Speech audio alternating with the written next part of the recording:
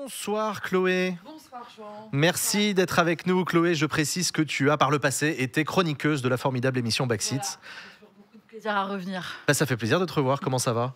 Ça va, écoute, un peu fatigué parce que tu sais, on est en plein congrès. Tu vas nous en parler. Tu vas nous en parler. Effectivement, le congrès du Parti socialiste est en train de se tenir. Aujourd'hui avaient lieu les votes sur les votes sur les textes d'orientation du parti. Les résultats provisoires qui ont été communiqués, c'est que le texte d'orientation d'Olivier Faure, le premier secrétaire sortant, est de 42% des voix. Derrière, Nicolas Mayer-Rossignol à 40% des voix. Et enfin, dernier, Boris Vallaud, 18% des voix, qui est donc éliminé. Le vote sur le premier secrétaire aura lieu le 5 juin prochain et verra donc s'affronter Nicolas Mayer-Rossignol et Olivier Faure, le sortant. Ne zappez pas, ouais, effectivement. Est-ce que les chiffres que je viens de donner sont ceux que tu as aussi, Chloé? C'est tout à fait juste. Olivier Faure et le courant qu'il porte est arrivé en tête avec 42%, suivi du texte d'orientation qui est porté par Nicolas Mayer-Rossignol, qui est arrivé à 40%. Et je veux ici dire que c'est une baisse notable par rapport au dernier congrès, qui était le congrès de Marseille, où le texte de Mayer-Rossignol et d'Hélène Geoffroy, qui maintenant étaient unis face à nous, face à Olivier Faure, ils ont perdu 11%. Alors, j'allais te demander, c'est quoi ton interprétation du coup de ce résultat?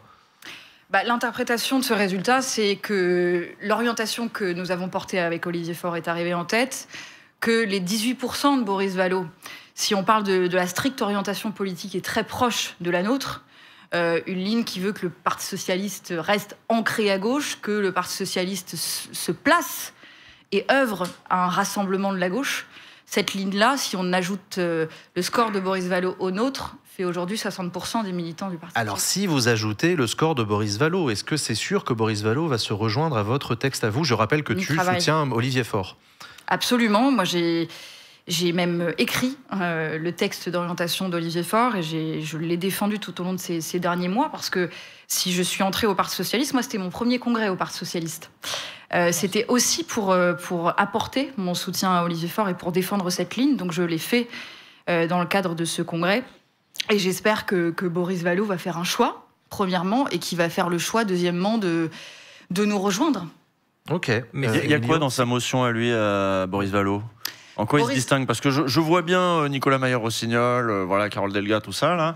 Mais Boris Vallaud, lui, proposait quoi comme alternative? Boris Vallaud, il faisait beaucoup de propositions sur le fonctionnement du parti. Il proposait, et à très juste titre, on proposait la même chose d'ailleurs, de recréer un institut de formation militante et de réflexion. Jusqu'en 2017, on avait la Fondation Jean Jaurès, vous savez, je ne sais pas si ça vous dit quelque chose, qui s'est ensuite complètement autonomisée, qui a même appelé à voter Macron, etc. Donc le Parti socialiste avait perdu toute structure en fait, de formation et de réflexion. Donc Boris a fait des propositions en la matière. Il voulait aussi qu'on crée un média, mais sur le fond de la stratégie et de l'orientation politique, c'était tout à fait similaire à la nôtre. Il critiquait aussi, il disait que le Parti socialiste ne travaillait pas assez sur le fond, justement, que ok, il y a eu des progrès qui avaient été faits sur les scores électoraux, mais que sur le fond, le Parti socialiste avait arrêté de penser, justement, et qu'on ne savait plus bien où il se situait, parce que il y avait eu l'hégémonie de la France insoumise sur la gauche, l'hégémonie intellectuelle, et que le Parti socialiste n'avait pas engagé ce travail. Mais en fait, c'est ça, moi, ma question, c'est aujourd'hui, est-ce que vous êtes capable de nous dire, mais le PS pense quoi aujourd'hui, notamment sur les questions économiques? Il se situe où? On entend tout le temps le mot de rupture. Moi, parce que je travaille beaucoup sur le congrès en ce moment, donc j'appelle les uns les autres, et ils ont tous le mot rupture à la bouche. Mais alors, rupture avec quoi, comment? On ne sait jamais. Je suis d'accord avec vous que ce mot de rupture, beaucoup l'ont à la bouche, et moi j'aime bien qu'on parle concrètement de ce qu'il y a derrière. Ouais, nous, ce qu'on porte au Parti socialiste, c'est une politique de rupture vis-à-vis de la politique macroniste menée depuis 7 ans, qui a conduit... Pardon, il faut que je parle dans le micro. Tu peux tirer le micro vers toi si tu veux. Qui nous a conduit dans une société de l'héritage, où l'héritage, le capital est aujourd'hui beaucoup moins taxé que le travail, où on a fait des milliards de cadeaux fiscaux à des grandes fortunes, où on a laissé détériorer les services publics. Et donc au Parti socialiste, nous, on assume cette politique de rupture avec cette politique économique et sociale-là. Nous sommes des éco-socialistes. Et ça, c'est quelque chose que l'on affirme quand Boris fait ce reproche de dire que le Parti socialiste n'a pas assez travaillé. Moi, j'observe qu'on a un groupe à l'Assemblée nationale qui travaille. C'est par exemple la députée Fathia Kelouachi qui a porté le repas à 1 €. C'est Philippe Brun qui avait porté la nationalisation d'EDF. Dans nos niches socialistes à l'Assemblée nationale, on a réussi à faire adopter beaucoup de lois très concrètes de progrès pour les Français. Aux élections européennes, on avait rédigé un programme. C'est même moi qui avais en partie tenu la plume. Donc, on avait travaillé. Peut-être qu'on a des choses à améliorer sur le plan du faire savoir. Pour justement imprimer dans l'opinion. Mais il y a eu un signal envoyé, on a une pensée. C'était de ne pas avoir voté la censure, c'était un signal envoyé au niveau du faire savoir, là, c'était étonnant. Alors apparemment, c'est quoi? C'est Philippe Brun qui a dit non, ça va, il y a des arrangements, apparemment, avec Bayrou, ça peut le faire. C'est lui qui a fait ce travail de conviction en interne? Je rappelle quand même que vous étiez pour la censure. Donc moi, j'étais pour la censure, mais la non-censure qui a été décidée sur le budget, et non pas sur la politique du gouvernement Bayrou, c'était une non-censure qui visait à laisser passer un budget et à permettre à la France d'avoir un budget dans un contexte où chaque jour, nous étions harcelés par des associations, des petites entreprises qui, sans budget, ne pouvaient pas tourner et où, si on avait fait tomber le gouvernement Bayrou, on se serait réenclenché dans un cycle d'un mois, potentiellement 2 mois, où on aurait eu un autre Premier ministre de droite, voire d'extrême droite. Donc la décision qui a été prise sur la non-censure sur le budget n'est pas, excusez-moi, une ligne politique qui voudrait dire, comme l'ont affirmé les Insoumis, et moi je trouve que c'est profondément malhonnête que d'avoir fait ça, parce que ni les écologistes, ni les communistes d'ailleurs ne nous ont reproché ça, ça n'est pas le Parti Socialiste qui devient un soutien du gouvernement Bayrou. Non, mais c'était un peu une stratégie ça a été perçu comme une stratégie de distinction à l'intérieur de la gauche. Même si j'étais pour la censure, encore une fois, mais je ne dis pas que la non-censure équivaut au Parti socialiste qui rejoindrait le gouvernement Bayrou. C'est simplement. J'ai pas dit ça. J'ai dit ce réseau a laissé passer stratégie un budget de distinction à l'intérieur de l'espace de la gauche en disant nous on est les raisonnables, nous on veut pas le blocage. Et là, ce que tu dis, c'est un peu les élus locaux, le PS comme syndicat d'élus locaux qui a voté en disant moi je veux pas de blocage quoi. D'ailleurs on est les raisonnables, on veut pas le blocage. Je ne crois pas que ce soit que les élus locaux. Je pense que c'est aussi les députés qui sont interpellés, qui ne sont pas des élus locaux, qui sont des élus de la nation, qui sont interpellés. C'est pas du tout au niveau local, même si tu as raison de dire que ça paralysait grandement les collectivités locales. Et les collectivités locales, c'est des pourvoyeuses de services publics très quotidiens pour les gens et qui ont besoin aussi de pouvoir tourner. Sincèrement, cet épisode-là, moi, je l'ai mal vécu. J'ai trouvé que c'était particulièrement difficile. Parce que les différentes positions pouvaient se comprendre. Il y avait besoin d'un budget pour la France. Ce budget était mauvais, brutal, mais on n'avait aucun levier pour le changer davantage. On n'a pas de majorité à l'Assemblée nationale. Enfin voilà, c'était une situation compliquée, mais encore une fois, je veux répéter que ça n'est pas une ligne. Ça ne fait pas une ligne pour le Parti socialiste qui serait non opposé ou pas dans l'opposition au gouvernement Bayrou. Emilio ? Non, mais j'entends ce que vous dites, mais pour continuer justement ce travail de définition, vous avez dit 2 mots que je trouve extrêmement intéressants, c'est le mot capital et c'est le mot nationalisation. On connaît l'histoire récente du Parti socialiste de 2012 à 2017, on connaît la ligne politique qui a été celle du mandat Hollande, d'accommodement du libéralisme, de politique de l'offre, etc. Alors première question, est-ce que le Parti socialiste aujourd'hui a vraiment définitivement rompu avec cette politique-là? Et deuxième question, quand on parle de choses concrètes derrière la rupture, est-ce que ça peut passer par des nationalisations, par exemple de banques pour financer l'activité économique? Est-ce que c'est l'instauration de droits de douane? Concrètement, justement, qu'est-ce que vous mettez derrière? Alors déjà, moi, je fais partie d'une nouvelle génération qui est arrivée au Parti socialiste. Moi, tout début 2023, et qui n'a rien à voir... Pas comptable de Hollande. ...avec la période de François Hollande, mais je le dis. Et moi, mon parcours politique est le suivant. Je suis venue à la politique assez tardivement et via l'engagement associatif. Parce que comme toute une partie de génération de militants de gauche, je ne voyais pas l'intérêt de rejoindre un parti politique dans le contexte d'une gauche très morcelée, etc. Bon. Et donc j'ai d'abord fait mes armes militantes dans le secteur associatif. J'ai d'abord voté Mélenchon. J'avais 21 ans, j'ai voté Mélenchon. J'avais 25 ans, j'ai voté Mélenchon en 2012 et 2017. Et c'est pas grave. Et je l'assume tout à fait. Oui.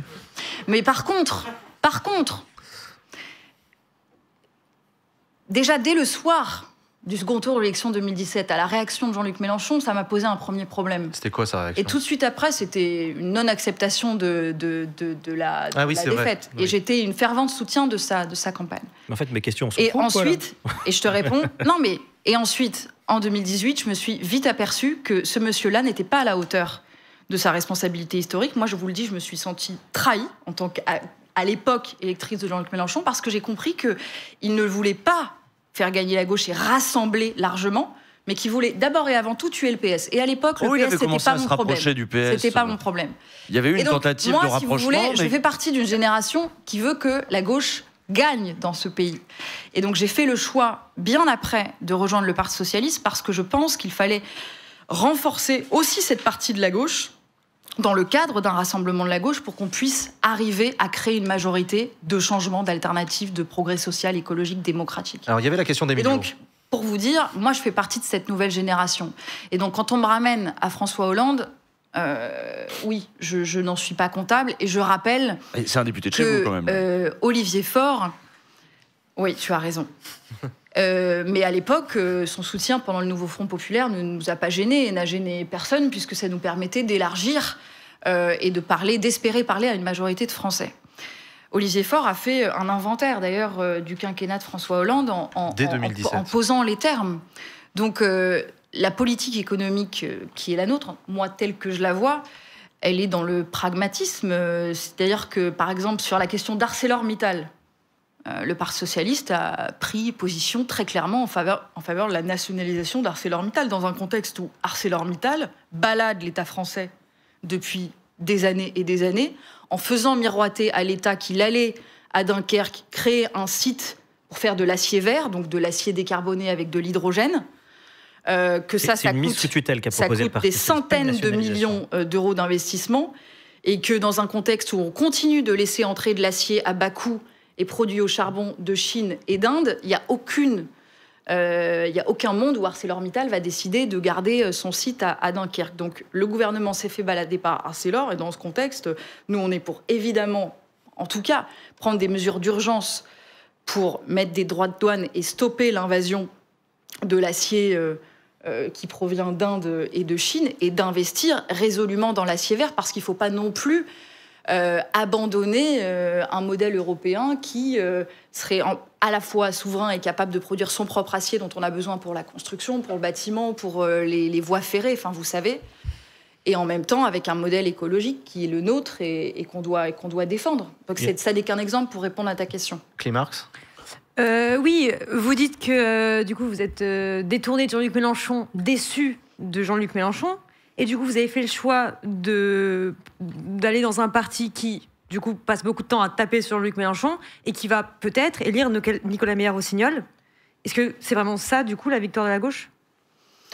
Peut-être élire Nicolas Meyer-Rossignol, je ne crois pas. Je pense que là, on peut être plutôt confiant sur l'inverse. Comme je le disais... il y a quand même un paquet de gens qui c'est veulent le voir à la tête du PS. 60% des militants du PS qui ont choisi une orientation qui n'est pas la sienne.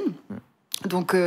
moi, j'ai de bons espoirs qu'à la fin, notre parti choisisse l'orientation qui est celle d'Olivier Faure et que je partage. S'il gagne, vous restez ? Comment ? S'il gagne, vous restez ? Moi, je reste dans tous les cas, puisque on a cette culture quand même démocratique au Parti socialiste. Moi, je constate qu'elle est très forte chez les militants. J'ai fait ce congrès en me déplaçant partout en France, en faisant des assemblées générales de débat dans tout le pays. Et on débat. On s'engueule, on n'est pas d'accord, mais à la fin, il faut respecter ce qui est sorti des urnes. Mais c'est vrai qu'une des questions qui est au cœur de ce congrès, c'est la question pas seulement de la ligne du parti, mais aussi de sa stratégie d'alliance. Est-ce que l'avenir du Parti socialiste va se faire avec ou sans Jean-Luc Mélenchon, avec ou sans ce qui restera des macronistes ?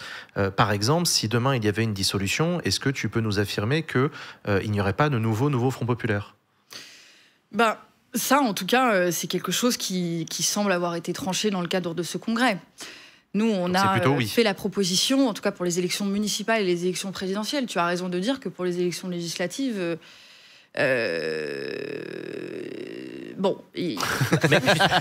Meyer-Rossignol, il est clair là-dessus, lui, il dit non. Lui, il l'a dit ce matin, je crois qu'aujourd'hui, l'ensemble des militants socialistes disent non, et nous, on s'accroche à vouloir construire un rassemblement avec ceux qui veulent bien se rassembler, qui sont dans une dynamique positive, où on s'attaque d'abord à la droite et à l'extrême droite plutôt que de s'entretuer entre partis de gauche. Et donc, je pense que la ligne du rassemblement qui l'a emporté dans ce congrès est une ligne de rassemblement de la gauche hors Mélenchon. Il y a un autre de vos amis et partenaires, c'est Raphaël Glucksmann, qui lui dit en fait, quoi qu'il se passe, il y aura une candidature social-démocrate, c'est-à-dire gauche centriste, quoi. Et lui, pareil, il va falloir le raisonner. S'il y a un truc d'union, vous pouvez le tenir, Raphaël Glucksmann. On voit que non, mais à l'époque du NFP, il avait dit, lui, il était sur le plateau de France 2 en train de dire cap clair, non, plus jamais d'union avec les autres. Pendant ce temps-là, vous étiez déjà en train de travailler avec les autres. Bon, bah, est-ce que c'est possible de le calmer, vous pensez encore, ou comment ça peut se passer? Alors moi, ce que je pense, c'est que si on rejoue le match des gauches irréconciliables en 2027, on est mort. Voilà. Et donc, je m'oppose à quiconque joue ce match, que ce soit Mélenchon ou Raphaël Glucksmann, s'il est parti dans cette direction-là. Il a l'air parti, ouais. C'est la route vers la défaite. Aucune solution des gauches irréconciliables ne peut l'emporter. Si c'est Mélenchon qui va dans son sillon sur ce même thème-là, ça ne l'emportera pas, puisque ça ne gagnera pas, puisque aujourd'hui, Jean-Luc Mélenchon, s'il arrive à se qualifier au second tour, même s'il y a échoué par 3 fois, au second tour, c'est quasiment impossible qu'il l'emporte. Et ça, tous les sondages sont très clairs sur le sujet, puisqu'il a accumulé une forme de rejet de sa personne qui est très fort dans le pays. Et de la même manière, si vous avez une autre candidature à gauche qui est dans ce discours des deux gauches irréconciliables, elle se passe du soutien de toute une partie de la gauche qui ne veut pas de ce discours-là. Et du coup, soit elle ne gagne pas, soit elle gagne, mais avec le centre et le centre droit. Et donc, à ce moment-là, ça n'est pas le programme de rupture avec la politique menée depuis 7 ans que nous voulons. Et donc, la seule façon pour une vraie alternative de gauche de l'emporter en 2027, c'est d'arriver à construire une candidature commune et à dépasser cette logique des gauches irréconciliables. Moi, ce que je veux porter, et j'espère qu'on sera nombreux et nombreux à le porter, c'est de montrer qu'il peut exister une gauche en même temps, comme le dit Raphaël Glucksmann, démocratique européenne, et aussi qui porte une radicalité de vision et de transformation sur le plan social et écologique. Ce serait pas mal de commencer par le programme, peut-être ? De commencer par le programme commun, d'imaginer un programme commun, une plateforme, et régler après l'histoire du casting. C'est la raison pour laquelle, dans ce congrès, nous avons proposé la création d'une plateforme commune qui aura d'abord vocation à être une plateforme programmatique, se mettre d'accord sur un programme et sur aussi quelques grandes mesures, parce que la gauche a toujours gagné en affichant et en projetant vers le pays des grandes mesures. En 81, c'était la 5e semaine de congés payés, c'était la retraite à 60 ans, c'était la dépénalisation de l'homosexualité, les radios libres. Et en 97, quand Jospin a gagné, c'était vous votez pour la gauche, vous aurez les 35 heures et puis vous aurez les emplois jeunes, etc. Donc il faut que cette plateforme commune-là, elle crée un élan populaire autour d'abord d'identifiants programmatiques et ensuite qu'elle se mette d'accord sur un mode de désignation d'une candidature commune. Alors on parle beaucoup. En 1997, ce travail avait été fait. Ça faisait 2 ans que Jospin parlait avec les autres partis de la gauche pour faire un programme, machin. Là, j'ai pas l'impression que ça se parle énormément. Ça se parle beaucoup. Ça, je peux vous le dire. Mais en fait, si vous avez des personnalités très fortes à gauche qui ne se mettent pas dans ce jeu-là, vous voyez bien que les choses sont rendues difficiles. Mais moi, je compte sur l'aspiration qui est très, très largement majoritaire parmi le peuple de gauche pour une union la plus large possible, sur des bases qui soient claires, de programme, et que cet élan-là va tout emporter. Mais cet élan-là, il faut encore qu'on le crée et qu'on l'organise. Emilio. Mais vous nous dites qu'effectivement, vous avez raison, en 1980, les socialistes, c'est toutes les mesures sociales de Mitterrand, il y a Jospin. Moi, je sais aussi, parce que j'ai eu une version antérieure de celle qui a été publiée, du programme du Nouveau Front Populaire. Et dans le programme du Nouveau Front Populaire, au départ, il y avait une 6e semaine de congés payés qui a été retirée parce que les socialistes n'en voulaient pas. Attends, moi j'en voulais, moi. T'as vu, hein. Je sais qu'il était aussi question de nationalisation. Elles ont disparu du programme du Nouveau Front Populaire. C'est pas mon obsession, les nationalisations, mais c'est des marqueurs. Non, mais c'est des marqueurs politiques. Et justement, ces mesures qui réenchantent les électeurs de gauche. Si c'est pas la 6e semaine de congés payés, si c'est pas les nationalisations, c'est quoi ? Pardon, c'est plein d'autres choses. Ah oui, non, mais c'est l'augmentation des salaires. C'est la taxation du patrimoine, la taxe Zuckman qu'on a tous portée à l'Assemblée nationale et qui va bientôt arriver au Sénat d'ailleurs. C'est la planification écologique. C'est le fait de plafonner les prix du gaz et de l'électricité. Il y a plein de choses à porter dans ce pays. Je veux dire, on est dans une société, je le redis, de l'héritage, où vous avez le travail qui est taxé à 45%, l'héritage à 6%. Où vous avez l'école qui est dans un état et les hôpitaux qui sont dans des états exsangues. Donc on a plein de choses à apporter. Et je pense que, alors pendant le NFP, c'est pas tant ça qui était ressorti que le SMIC à 1 600 €. Mais moi, je pense que si on doit faire des propositions pour le pouvoir d'achat, parce que c'est aussi ce qui permet de concurrencer le RN sur un terrain électoral très important, et puis voilà, il faut comprendre que c'est la première préoccupation des Français. Moi, je pense que l'augmentation des salaires ne suffira pas. Aujourd'hui, il faut baisser tout ce qu'on appelle les dépenses contraintes. Les loyers. Les loyers, et ça, je vais y revenir, l'énergie, le transport, donc la voiture ou tout autre type de transport, et l'alimentation.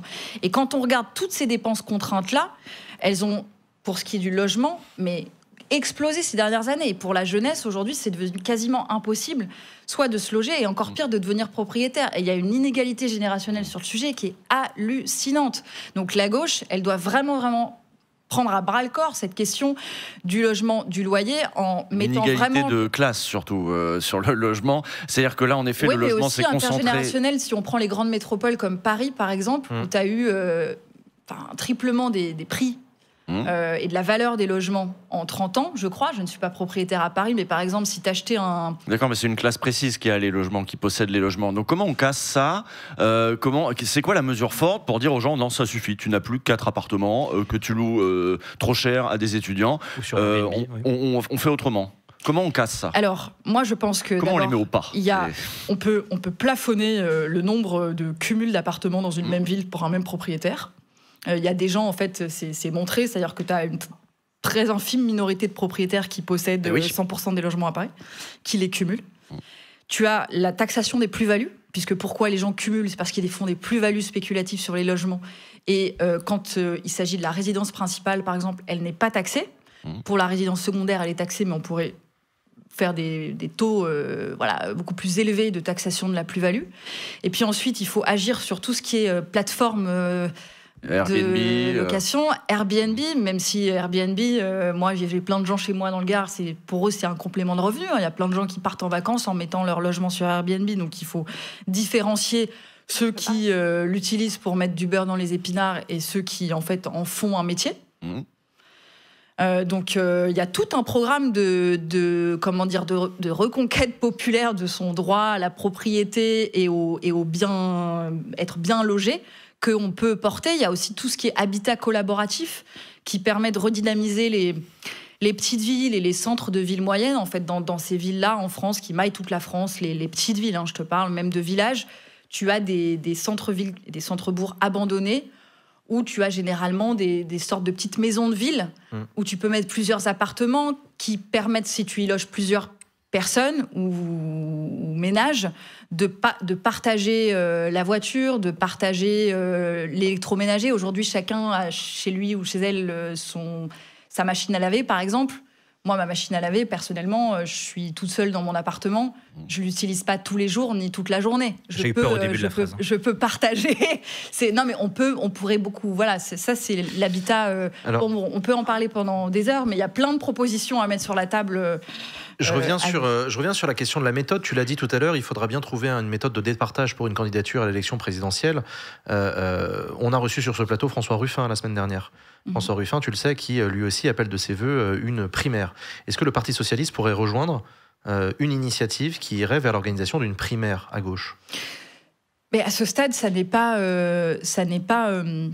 arrêté, parce que nous, ce qu'on propose, et c'est l'orientation qui a été validée hier, à 60%, c'est la création de cette fameuse plateforme commune, et il faudra que le mode de désignation, que ce soit une primaire, que ce soit un conclave, comme l'a aussi proposé Lucie Castet, par exemple, c'est vrai. ou que ce soit une convention citoyenne.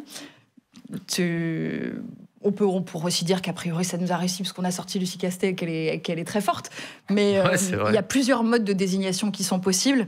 La primaire est un mode, et François Ruffin a pris position sur celle-là, mais il faut que ce soit l'objet d'une discussion collective. En fait, moi, ce que j'ai envie de dire, c'est que il faut que chacun se rende compte que d'abord, l'extrême droite est à 40%, elle n'a jamais été aussi haute dans notre pays, elle n'a fait que progresser depuis 2022, que le total gauche, lui, est à 32%, et qu'il n'y a pas d'hégémonie à gauche. Donc ça ne sert à rien que d'un côté, les insoumis veuillent absolument prendre l'hégémonie sur le PS, ou que de l'autre côté, le PS veuille absolument prendre l'hégémonie.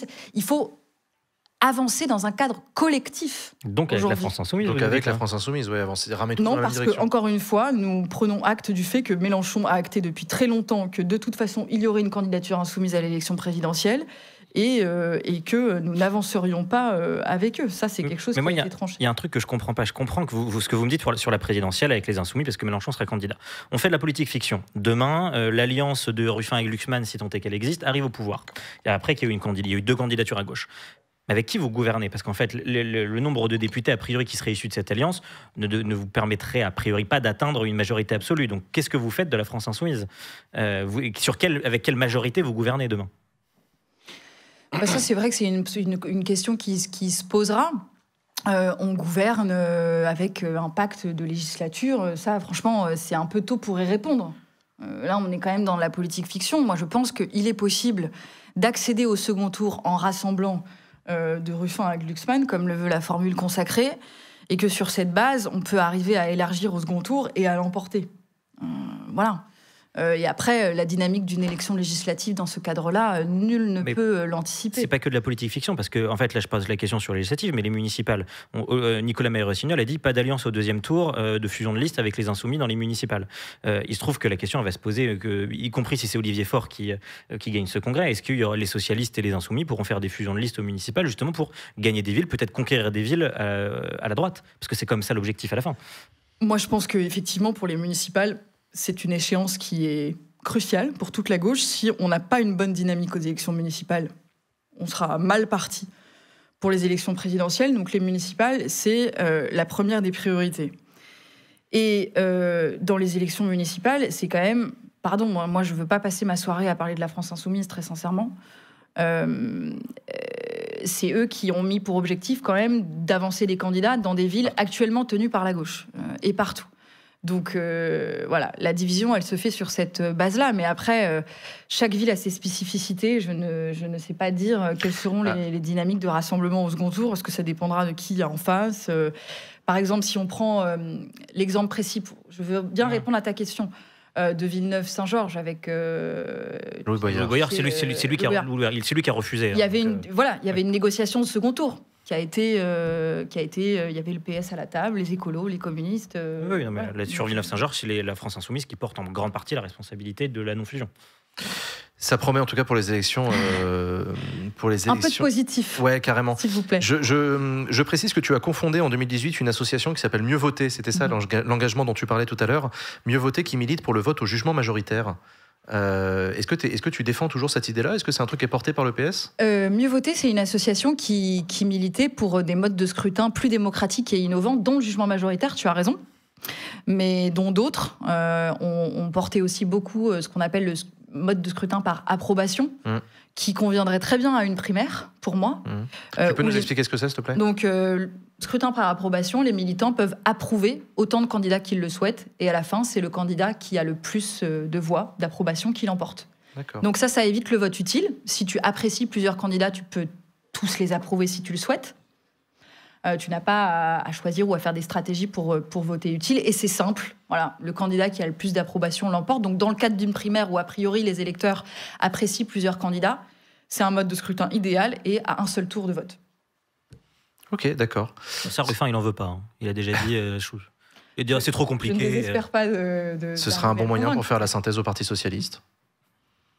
Non? Ce serait pas un bon moyen pour faire la synthèse au Parti Socialiste? Le vote par approbation? Le vote par approbation? Pourquoi pas? Non, j'en sais rien. D'ailleurs, tu peux nous rappeler la prochaine étape, ce qui va se passer le 5 prochain? Comment ça va fonctionner? C'est quoi l'élection? Donc 5 juin. Hier, c'était une élection sur les textes, donc l'orientation politique, les orientations politiques, et sont qualifiés pour l'élection du 5 juin les 2 premiers signataires des 2 textes arrivés en tête. Donc Olivier Faure et Meyer-Rossignol. Et Meyer-Rossignol. Et l'élection portera sur l'élection du premier secrétaire du Parti socialiste.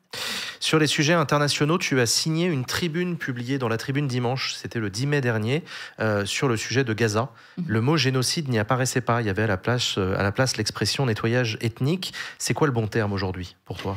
Moi, j'emploie le terme de génocide parce que je pense que toutes les caractéristiques juridiques sont malheureusement réunies pour qualifier ce qui se passe à Gaza ainsi. Et la tribune dont tu parles était une tribune transpartisane où on essayait de réunir le maximum de députés possible, y compris pas de gauche et de la Macronie, autour de l'objectif de reconnaître l'État de Palestine. Parce que Emmanuel Macron organise une conférence internationale avec l'Arabie Saoudite en juin, et on veut le pousser à ce qu'il tienne sa promesse de reconnaître l'État de Palestine. Voilà. Et donc c'était bloquant pour certains signataires si le mot génocide... C'était bloquant génocide... pour les signataires, les élus macronistes notamment. Oui. D'accord. Des informations pour savoir si ça a fonctionné, cette tribune ? On verra ça au mois de juin. En tout cas, je pense que même chez eux, il y a quelque chose qui a changé. Moi, j'ai co-signé cette tribune au retour d'un voyage que j'ai effectué il y a 2 semaines en Israël-Palestine, où je suis allée en Cisjordanie palestinienne, où je suis allée à la frontière avec la bande de Gaza, où je suis allée à Jérusalem pour rencontrer des militants palestiniens et israéliens qui se battent pour la justice et pour la paix. Qu'est-ce que tu retiens de ce voyage ? Je suis revenue assez en colère, pour ne rien te cacher. La situation là-bas est dans une impasse. Ça ne veut pas dire que c'est désespéré, mais on a laissé les choses progresser de telle façon que 90% de la Cisjordanie palestinienne aujourd'hui est colonisée par Israël, que cette colonisation est organisée par le gouvernement israélien, à Jérusalem-Est et en Cisjordanie, qu'à Gaza se déroule ce qu'on ne peut pas qualifier autrement, à mon sens, aujourd'hui, qu'un génocide, et que vous avez un gouvernement israélien d'extrême droite messianique dont le projet est de faire le grand Israël du fleuve à la mer, comme le Hamas voudrait faire la grande Palestine. Ces gens étaient déjà là il y a quelques mois. Qu'est-ce qui a changé récemment ? Et moi, je suis revenue très en colère du fait que l'Union européenne, pendant des décennies, n'a rien fait.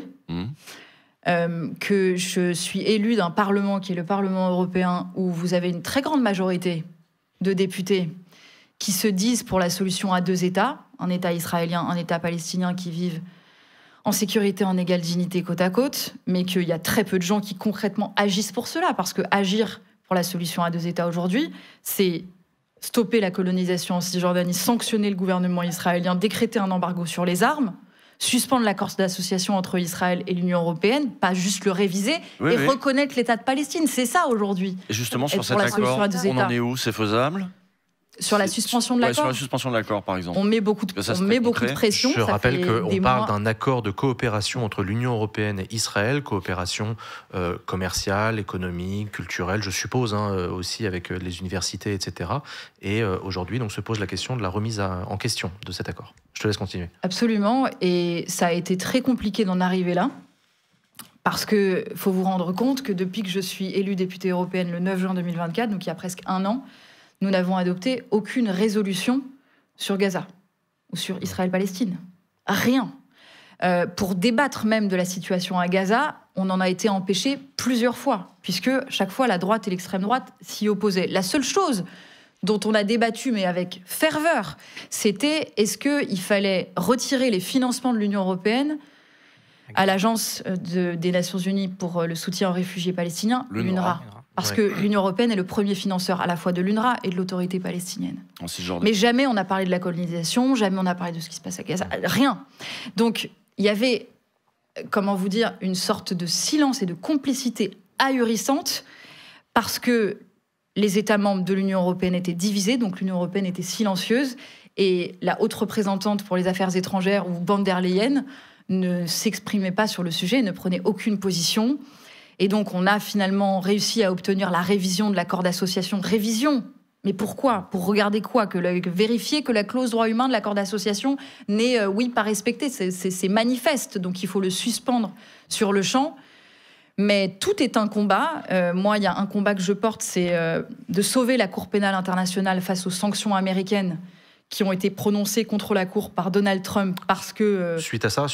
Parce que la Cour pénale internationale a délivré un mandat d'arrêt contre le Hamas, mais aussi contre Benjamin Netanyahou pour crimes de guerre et crimes contre l'humanité à Gaza, que Trump n'a pas supporté que son allié soit ainsi ciblé par la justice internationale et que par conséquent, il a décrété des sanctions qui, aujourd'hui, menacent la Cour pénale internationale de mort. Le procureur de la Cour n'a plus accès à ses mails, n'a plus accès à ses comptes bancaires.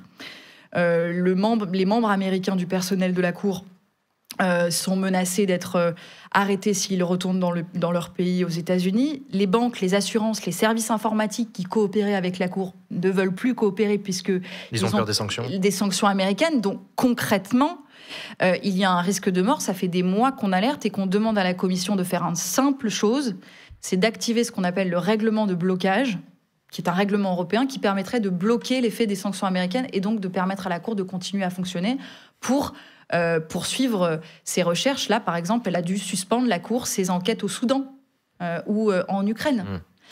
Et elle ne le fait pas. La Commission européenne ne le fait pas parce que Ursula von der Leyen bloque. D'accord. Voilà. Ariane ? Oui, qu'est-ce qui a pris aussi longtemps au PS pour pouvoir un peu plus clairement dire l'horreur de Gaza et de prononcer dans votre cas le mot génocide? Je veux dire, comment ça se fait que sur un parti qui potentiellement, comme vous le dites, se voudrait de rupture, on ne puisse pas parler, avoir un discours anticolonial clair? Comment est-ce qu'on ne peut pas aussi mettre en perspective avec l'histoire coloniale d'Israël, etc., tout de suite? Mais tout de suite, Olivier Faure, donc le Parti socialiste par la voix d'Olivier Faure, s'est exprimé très clairement d'abord pour dire que les attaques du 7 octobre étaient des attaques terroristes et non pas une offensive armée, comme l'a dit le communiqué de la France Insoumise, dans le cadre de... D'accord ? Donc on a été clair sur la qualification des attaques du 7 octobre et c'était important si on est consistant dans une approche où on veut trouver une solution politique à ce conflit. Et dès le lendemain, lors du premier débat à l'Assemblée nationale sur le sujet, qui avait lieu, je crois, le 10 ou le 11 octobre, Olivier Faure a pris la parole dans l'hémicycle, et vous pouvez retrouver sa prise de parole puisqu'elle est publique, pour dire qu'il fallait un cessez-le-feu immédiat et que la punition collective du peuple palestinien était exclue.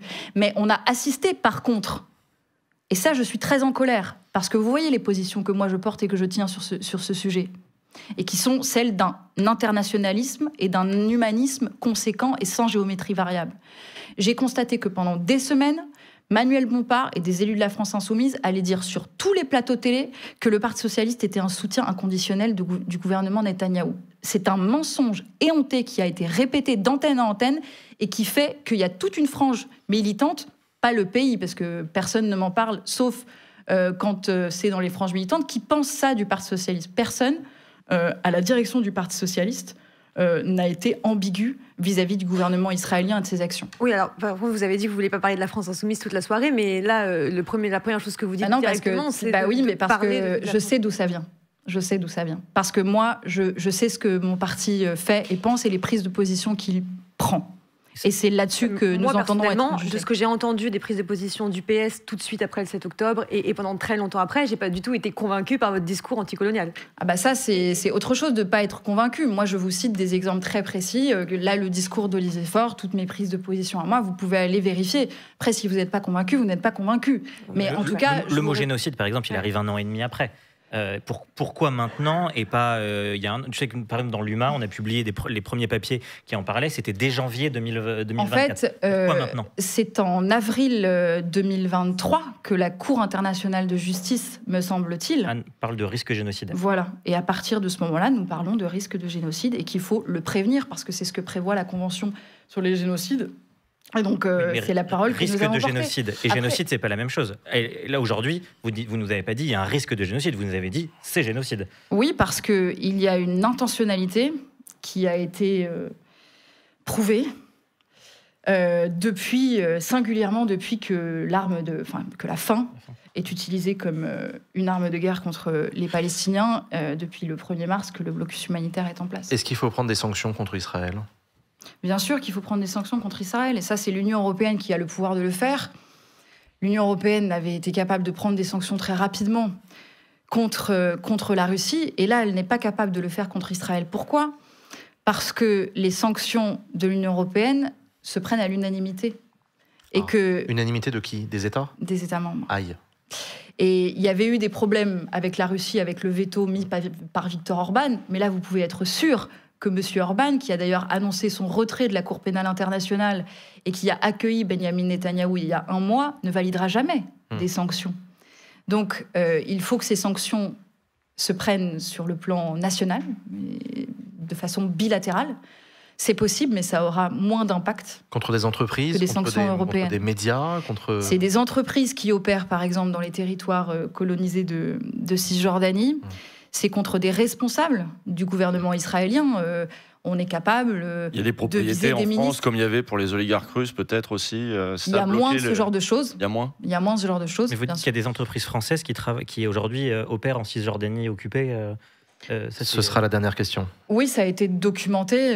Ça a été documenté par un mouvement qui s'appelle Boycott Israël et qui documente que des entreprises comme Carrefour, par exemple, peuvent opérer en Cisjordanie occupée. Donc, des sanctions contre les colons, contre les ministres qui sont responsables, notamment ceux qui tiennent des propos génocidaires de façon répétée, est quelque chose qu'il faut obtenir tout de suite. En fait, moi, ce que j'ai constaté aussi sur le terrain, de la part de Palestiniens, bien sûr, mais aussi d'Israéliens, alors d'Israéliens militants pour la justice et pour la paix, je ne dis pas tous les Israéliens, mais qui nous disaient agissez, reconnaissez l'État de Palestine, sanctionnez notre gouvernement, parce qu'ils ont conscience qu'eux-mêmes ne seront jamais en sécurité dans leur pays et ne pourront jamais vivre en paix si les Palestiniens n'ont pas le même droit qu'eux de vivre en paix et en sécurité.